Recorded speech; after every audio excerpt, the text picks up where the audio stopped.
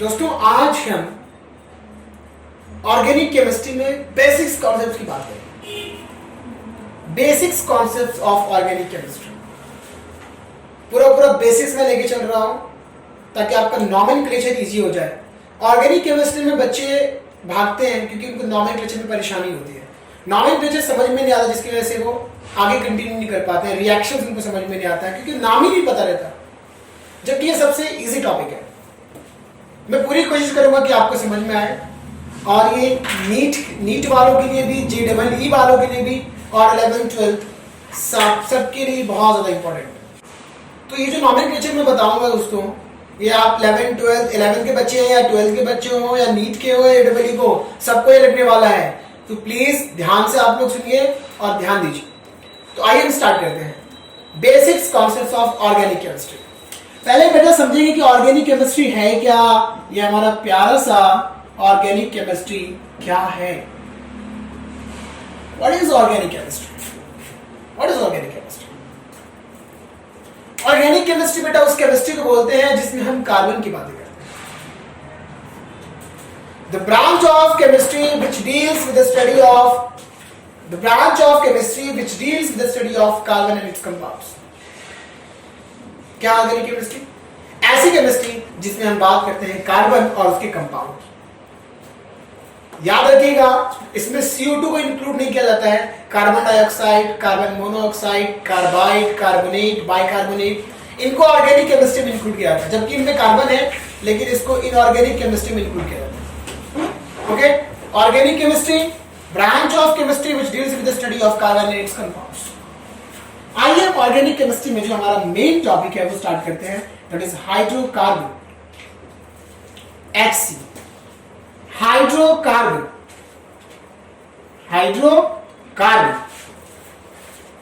अगर मैं हाइड्रोकार्बन की बात करूं तो हाइड्रोकार्बन क्या है? The compound which is formed by hydrogen and carbon is called hydrocarbon. ऐसे कंपाउंड जो हाइड्रोजन और कार्बन से मिले बने उसको क्या बोलते हैं हम लोग? हाइड्रोकार्बन। तो जो भी हम ऑर्गेनिक केमिस्ट्री पढ़ेंगे गाइस, उसमें ज्यादातर आपको कार्बन और हाइड्रोजन के कंपाउंड दिखेंगे। हर एक कंपाउंड में कार्बन और हाइड्रोजन होगा ही होगा। इसके अलावा ऑक्सीजन दिखेंगे आपको, नाइट्रोजन दिखेंगे, फ्लोरीन दिखेंगे, क्लोरीन दिखेंगे, ब्रोमीन दिखेंगे और भी कुछ एलिमेंट्स दिखेंगे। तो मेन जो है हाइड्रोजन और कार्बन, ये हमको दिखेंगे, इसलिए हम हाइड्रोकार्बन। इस हाइड्रोकार्बन को पहले दो कैटेगरी में डिवाइड किया गया, saturated and unsaturated. Saturated hydrocarbon and unsaturated hydrocarbon. Saturated hydrocarbon क्या होते हैं? ऐसे हाइड्रोकार्बन जिनमें सिंगल बॉन्ड होता है, जिसको हम अल्केन के नाम से भी जानते हैं। अल्केन। सैचुरेटेड हाइड्रोकार्बन मतलब अल्केन, कहने का मतलब सिंगल बॉन्ड।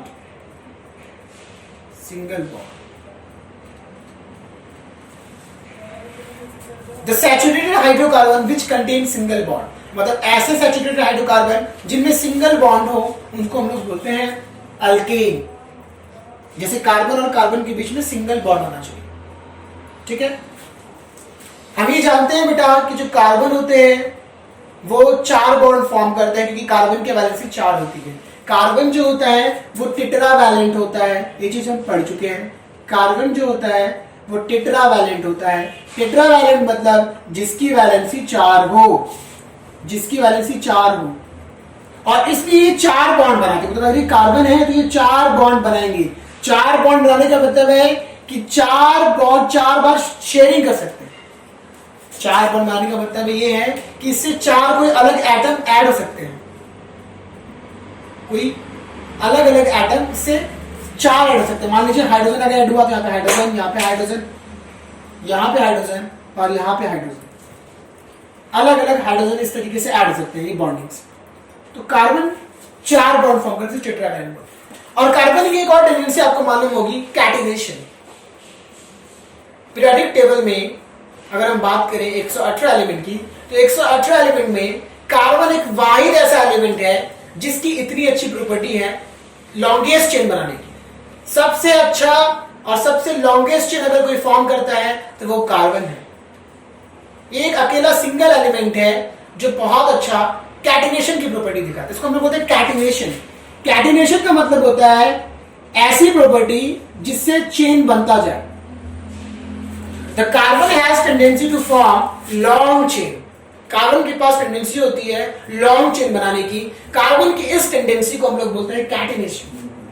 मतलब कार्बन जो हो सकता है बेटा, वो कई बॉन्ड बना सकते हैं। कार्बन से बहुत सारे कार्बन ऐड हो सकते हैं, बहुत सारे कार्बन ऐड हो सकते हैं, बहुत सारे, कहीं से भी आप कार्बन ऐड कर सकते हो, बहुत सारे कार्बन ऐड कर सकते हैं। एक नेटवर्क बना सकता है, वो एक ब्रांच बना सकता है। ये कार्बन की एक खासियत है, इसलिए कैटिनेशन बोलते हैं। तो यहां पे बात कर रहा था सिंगल बॉन्ड की, मतलब कार्बन और कार्बन के बीच में सिंगल बॉन्ड होगा तो हम उसको अल्केन बोलेंगे। अनसैचुरेटेड हाइड्रोकार्बन की बात करूं तो अनसैचुरेटेड हाइड्रोकार्बन को दो कैटेगरी में डिवाइड किया गया, अल्कीन और अल्काइन। अल्कीन और अल्काइन। अल्कीन मतलब डबल बॉन्डेड और अल्काइन मतलब ट्रिपल बॉन्ड।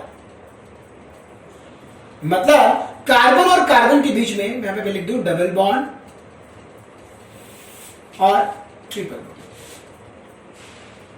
मतलब कार्बन और कार्बन के बीच में यहां पे डबल बॉन्ड आएगा और कार्बन और कार्बन के बीच में यहां पे ट्रिपल बॉन्ड आएगा। हो सकता है आपके मन में ये क्वेश्चन हो कि क्या 4 बॉन्ड भी हो सकते हैं? तो 3 बॉन्ड तो आपने बताया, 1 बताया, 2 बताया, 3, 4 भी बॉन्ड बनते हैं कि नहीं बनते? तो जब हम स्ट्रक्चर बनाएंगे तो मैं आपको बताऊंगा कि 4 बॉन्ड बनाना पॉसिबल नहीं है। अभी आपको समझेगा नहीं, इसलिए जब मैं स्ट्रक्चर फॉर्म करूंगा, जब और आगे बढ़ जाऊंगा मैं, तो आपको इस चीज से क्लियर कराऊंगा कि 4 मतलब 4 बॉन्ड कार्बन और कार्बन नहीं बना सकते एक साथ, पॉसिबल नहीं है।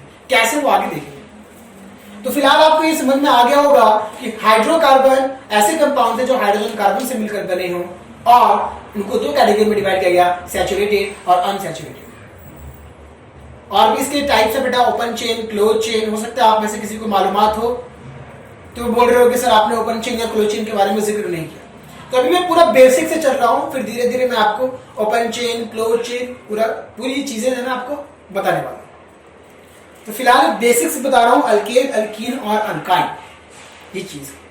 और दूसरी चीज आपको क्या पता होनी चाहिए, इन तीनों का एक फॉर्मूला होता है जो मैं यहाँ पे लिख रहा हूं, CnH2n+2। ये इसका एक फॉर्मूला है। ये क्या है वो आगे चीजें समझ जाएंगे। फिलहाल बस याद रखिए एक फॉर्मूला है इसका CnH2n और इसका CnH2n-2। इन चीजों को हम डिटेल में देखने वाले हैं। एक तो ये हो गई। दूसरी बात, हमको जिसको नॉर्मल हम कार्बन काउंटिंग भी बोल देते हैं, लेकिन एक्चुअली ये प्रीफिक्स है। प्रीफिक्स मतलब जो हम पहले यूज करते हैं, नाम से पहले। अगर नाम से कोई चीज पहले लगे तो उसको प्रीफिक्स। जैसे फॉर एग्जांपल आप क्या यूज करते हो, मेरे लिए राफे सर, सर लास्ट में लगाया, सर क्या हो गया, सफिक्स हो गया।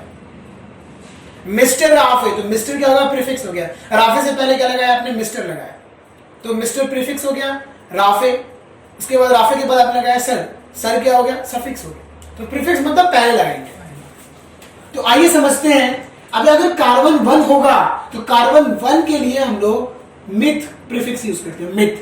कार्बन अगर 2 होगा तो इसके लिए हम इथ प्रीफिक्स यूज करते हैं। और अगर 3 होगा तो प्रोप, 4 होगा तो ब्यूट, और 5 होगा तो पेंट, 6 के लिए हेक्स, 7 के लिए हेप्ट, 8 के लिए ऑक्ट, 9 के लिए नॉन, 10 के लिए डेक, 11 के लिए अनडेक, 12 के लिए डोडेक, ट्राइडेक, टेट्राडेक, इसी तरह चलता जाएगा। जैसे जैसे आपको काउंटिंग की जरूरत होगी मैं बताता जाऊंगा। फिलहाल बस अभी मैंने यहाँ पे 11 तक लिख दिया है ताकि आपको आसानी। तो ये तो हमारी नॉर्मल प्रीफिक्स है। जब भी हम हाइड्रोकार्बन का नाम लिखेंगे तो हम ये प्रीफिक्स का यूज करेंगे, ठीक है। तो अभी आप जब मैं अल्केन आपको एक्सप्लेन करूंगा तो आपको समझ में आएगी कहाँ यूज करना है। तो मैं पहले स्टार्ट करता हूं बिना वक्त को जाया किए हुए, alkane. Okay, alkane start this side, alkane. चूंकि हमने देखा इसका जनरल फॉर्मूला है CnH2n+2, और मैंने पहले बोला है कि हम बात कर रहे हैं यहाँ पे हाइड्रोकार्बन की, तो हाइड्रोजन एंड कार्बन आने वाले हैं। तो यहां पे बच्चों देखिए, n की वैल्यू अगर मैं 1 रखता हूं तो कार्बन का नंबर 1 हो जाता है। H2N की जगह पे 1 रखना है, प्लस 2 C1, 2 1 से 2 प्लस 2 4 C1H4। अगर N की वैल्यू आप 2 रखोगे तो C2H2 into N की जगह पे 2 plus 2, so it will be C2 2 to 4 plus 2 6 C2H6। इसी तरह C3 का आप करेंगे तो आपको आएगा C3H8 एन इक्वल टू, अगर 3 लेंगे आप तो C3H8, 4 के लिए C4H10, C5H12, इसी तरह ये कंटिन्यू जाएगा। अब इसके लिए इसको हम लोग बोलते हैं molecular formula. Molecular formula, molecular formula. यहां पे कार्बन 1 है, मैंने बोला कार्बन 1 के लिए प्रीफिक्स यूज करना है मिथ। यहां देखिए कार्बन 1 के लिए प्रीफिक्स क्या है, मिथ। तो हम क्या यूज करने वाले हैं, मिथ। तो मैं इसके नेमिंग में क्या यूज करूंगा बेटा, यहां पे बोलूंगा मैं मिथ, मिथ। और अल्केन पढ़ रहे हैं, ये अल्केन जो है एन जो है सफिक्स में यूज करना है। जो एन टर्म है सफिक्स मतलब लास्ट में, तो ये बन जाएगा मिथेन, उसका नाम हो जाएगा मिथेन। तो मिथेन का मॉलिक्यूलर फॉर्मूला है C1H4। इसका नाम क्या हो जाएगा, ethane. Ethane molecular formula C2H6। इसका नाम क्या हो जाएगा, C3 के लिए यूज करते हैं प्रॉप, लिख दो प्रॉप। क्या लगाना है लास्ट में, एन, क्या हो जाएगा, प्रोपेन। बहुत सिंपल है। अब इसका स्ट्रक्चर बनाते हैं। स्ट्रक्चर अगर हम बनाएंगे तो देखिए कार्बन 1, मैंने बोला कि कार्बन 4 बॉन्ड बना सकता है, कार्बन 4 बॉन्ड बना सकता है, तो कार्बन 4 बॉन्ड फॉर्म करेगा 1 2 3 4। कितने हाइड्रोजन है, 4 हाइड्रोजन है, 4 हाइड्रोजन को आप यहां पे रख दीजिए, तो ये हो गया हमारा CH4 का स्ट्रक्चर। बहुत ही सिंपल है। इस स्ट्रक्चर को हम लोग बोलते हैं स्ट्रक्चरल फॉर्मूला। स्ट्रक्चरल फॉर्मूला बहुत इजी है। मीथेन का मॉलिक्यूलर फॉर्मूला क्या है सर, C1H4 या CH4। स्ट्रक्चरल फॉर्मूला क्या है, तो इस तरीके से आपको दिख रहा है डायग्राम में। अगर बात करें हम इथेन के केस में, तो इथेन के केस में क्या है, कार्बन 2, कार्बन कार्बन। देखो हम अल्कीन की बात कर रहे हैं, कार्बन और कार्बन के बीच में सिंगल बॉन्ड, तो कार्बन और कार्बन के बीच में सिंगल बॉन्ड दिखाना है। और एक कार्बन कितनी वैलेंसी पूरी करता है, 4। कितने बॉन्ड बनाता है, 4। तो इस कार्बन ने अभी एक बॉन्ड कंप्लीट कर रखा है। कितनी और रिक्वायरमेंट है, 3 इस कार्बन के लिए, दूसरा, ये तीसरा और ये चौथा। 1 2 3 4। इस कार्बन के लिए ऑलरेडी ये 1 है, 1 2 3 एंड ये 4। Don't be confuse, for this carbon 1 2 3 4, और इस कार्बन के लिए भी 1 2 3 4। तो अभी कितने बॉन्ड्स हो गए, 6 बॉन्ड्स हो गए, क्योंकि कार्बन कार्बन के बीच सिंगल बॉन्ड है, जिसकी वजह से दोनों को एक बॉन्ड मिल चुका है। अब यहाँ पे हाइड्रोजन आपके पास देखो 6 है, बॉन्ड भी 6 है। हाइड्रोजन यहाँ पे आप पुट कर दो, हाइड्रोजन हाइड्रोजन हाइड्रोजन हाइड्रोजन। ये हमारा हो गया स्ट्रक्चरल फॉर्मूला ऑफ इथेन। इसी तरह प्रोपेन की अगर हम बात करें बच्चों, तो प्रोपेन के लिए फिर से वही कहानी, कार्बन और कार्बन के बीच में सिंगल बॉन्ड।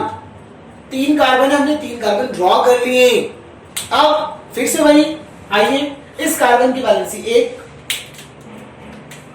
1 ऑलरेडी है, ये 2, ये 3 और ये 4 बॉन्ड। अब इस कार्बन के लिए 1 और ये 2, 1 और ये 2, तो यहाँ पे 3 और यहाँ पे 4। 1 2 3 4, 1 2 3 4, 1 2 3 4। बोलोगे सर आप मुझे काउंटिंग सिखा रहे क्या है कि नहीं, काउंटिंग सिखा रहे सर आप होंगे, 1 2 3 4 है कि नहीं। बहुत इंटरेस्टिंग है, बहुत इजी है बच्चों। बहुत लोग डरते हैं यार नॉमेनक्लेचर समझ में आ रहा है, स्ट्रक्चर फॉर्मूला समझ में आ रहा। डोंट वरी, इस तरीके से पढ़ाऊंगा कि आपके लिए मजाक बन जाएगा और खेल बन जाएगा। आप खेलोगे इंशाल्लाह इसके साथ। उम्मीद कर रहा हूं समझ में आ रहा रहेगा, तो बहुत ही इजी लग रहा रहेगा। बस लोग बहुत डर जाते हैं कि बहुत टफ होगा ये। देखिए हाइड्रोजन पुट कर दीजिए, ये हमारा तैयार हो गया स्ट्रक्चरल फॉर्मूला। स्ट्रक्चरल फॉर्मूला, ठीक है। तो ये हमने देखा स्ट्रक्चरल फॉर्मूला, मॉलिक्यूलर फॉर्मूला। एक और चीज से आपको रूबरू करते हैं जिसका नाम है कंडेंस्ड फॉर्मूला। अभी मैं यहां पे कंडेंस्ड फॉर्मूला बता, CH4 को तो नॉर्मली ऐसे लिखते हैं, CH4 कंडेंस्ड फॉर्मूला। क्या है कंडेंस्ड? कंडेंस्ड एक जगह आ जाना, जमा हो जाना। तो यहां ध्यान दीजिए, CH3, इस कार्बन के पास कितने हाइड्रोजन है? 3 हाइड्रोजन है, तो क्या बोलेंगे? CH3। तो मैं यहां पे इसको लिख रहा हूं CH3। यहां पे एक बॉन्ड है, यहां पे बॉन्ड बना दिया। इस कार्बन के पास कितने? CH3। तो ये हमारा ये जो फॉर्मूला हुआ, इसको बोलते हैं कंडेंस्ड फॉर्मूला। क्या बोलते हैं? Condensed formula. इसके लिए क्या होगा बच्चा? ये कार्बन पे कितने हाइड्रोजन है? 3, लिख दो CH3। फिर सिंगल बॉन्ड, फिर इस C पे कितने? 2 हाइड्रोजन, तो क्या हो जाएगा इसका? CH2। और इस कार्बन के लिए CH3, CH2। ये क्या है हमारा? Condensed formula. याद रखिए, molecular formula is C2H6 for ethane, structural formula is this, and the condensed formula is CH3 for ethane, and for propane CH3। तो हम ज्यादातर जब नोटेशन करते हैं ना ऑर्गेनिक केमिस्ट्री में, जब हम ये मॉलिक्यूल्स लिखते हैं, तो हम मॉलिक्यूलर फॉर्मूला भी नहीं लिखते हैं, स्ट्रक्चरल फॉर्मूला भी यूज नहीं करते हैं। हम ज्यादातर यूज कंडेंस्ड फॉर्मूला करते हैं। तो हम जो भी रिएक्शंस लिखेंगे वो कंडेंस्ड फॉर्मूले के फॉर्म में लिखेंगे। Got it? तो ये अल्केन वाला टर्म आपको समझ में आया होगा, ठीक है? मैं वीडियो को ज्यादा लंबा नहीं करना चाहता हूं, वरना आपको बोर होगा, इसलिए मैं यहीं पे खत्म करता हूं। नेक्स्ट लेक्चर में अल्कीन और अल्काइन को कवर करेंगे, फिर हमारा मेन नॉमेनक्लेचर स्टार्ट करेंगे। ये पूरा बेसिक्स है, बेसिक से बिल्कुल चल रहा हूं ताकि आपको समझने में आसानी हो। ठीक है दोस्तों, तो फिर मिलेंगे नेक्स्ट लेक्चर। Good bye.